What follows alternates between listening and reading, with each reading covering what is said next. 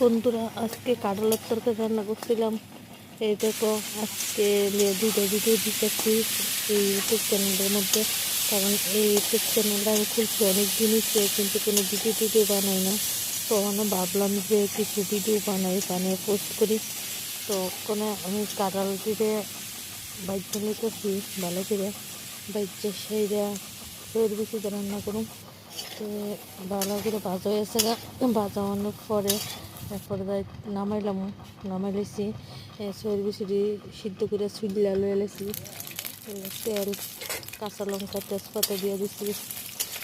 তেজপাতা দেওয়ানোর পরে তুলাই দেয় পাঁচফোড়নটা দিয়ে দিছি। পাঁচফোড়নটা দেওয়ানোর পরে আমি যে মশলাটা দিছিলাম, তো মশলাটা দেওয়াতে পারছি না, ভিডিওটা ক্লিপটা নিছি না।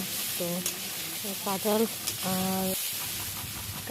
আর সর বেশি দিয়ে লেছি। তো ওখানে একটু ঘি দিতেছি।